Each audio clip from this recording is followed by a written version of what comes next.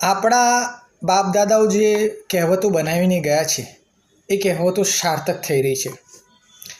પાણી પહેલાં પાળ બાંધ્યો અને દીવા તરે અંધારું, આ બે કહેવતો સાર્થક થઈ રહી છે. જેમાં હાલમાં રાજકોટના ગેમ ઝોનની અંદર જે બનાવ બન્યો, જેની અંદર 28થી 30 માસૂમ લોકો મૃત્યુ પામ્યા, ત્યાર પછી સરકાર દરેક ગેમ ઝોનની અંદર ફાયર સેફટી માટે દોડતી થઈ છે. જ્યારે બનાવ બને છે ત્યાર પછી આ લોકો સરકારી અધિકારીઓ દોડવા માંડે છે.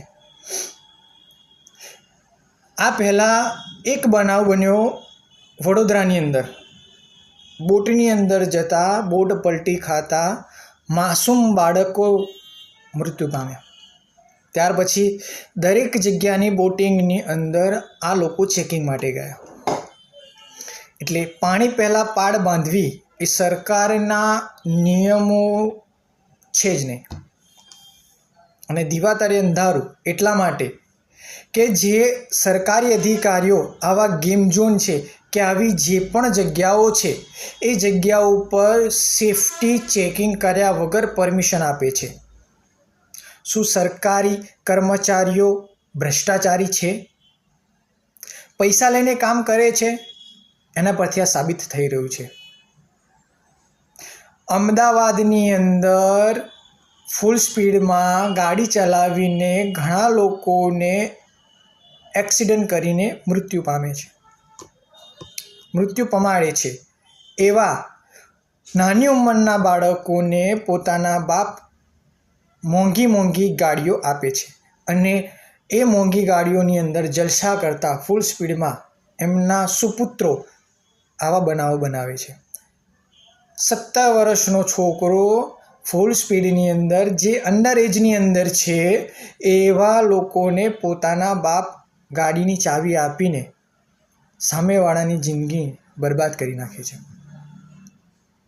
તો દીવા તળે અંધારું આવા બનાવ બન્યા પછી જો જજ એને એસે લખવાનું કહે તો આ કેવો દેશ છે આપણો. નડિયાદની અંદર નગરપાલિકાના કોમ્પ્લેક્સોની અંદર સેફટી નથી. એ હું નથી કહેતો, એ ગુજરાત સમાચાર ખેડા વૃત્તિની અંદર છે. તો આવા ભ્રષ્ટાચારીઓ નેતાઓને પરમિશન આપવાનો અધિકાર ખરો? અને આપવાનો અધિકાર છે તો એને ચેકિંગ કરવાનો અધિકાર ખરો? આપણો દેશ વિકાસ પામે છે પણ એ ઉપરના લેવલે, નીચેના લેવલે તો હજુ પણ તાથા થયા જ છે.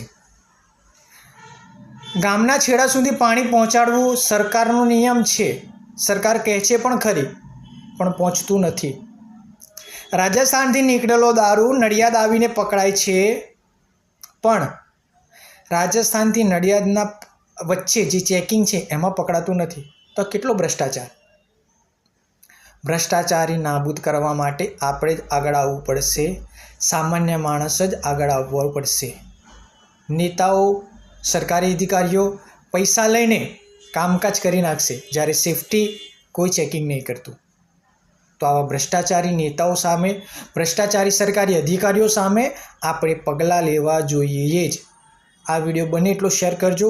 અને જેટલા પણ આવા સરકારી અધિકારી છે જે આવા વગર ચેકિંગે જે તે જગ્યાએ પરમિશન આપે છે એ લોકોને આપણે સસ્પેન્ડ કરવા જોઈએ. રાજકોટના ગેમ ઝોનની અંદર જેટલા પણ બાળકો, માસૂમ લોકો મૃત્યુ પામ્યા છે, ત્યાર પછી દરેક ગેમ ઝોનની અંદર આ લોકો ચેકિંગ માટે જાય છે. તો પહેલાં જ ચેકિંગ કેમ ના કર્યું? એને પરમિશન આપતા પહેલાં ચેકિંગ કેમ ના કર્યું? તો આવા ભ્રષ્ટાચારી નેતાઓ, સરકારી અધિકારીઓ સામે પગલાં લેવા જોઈએ.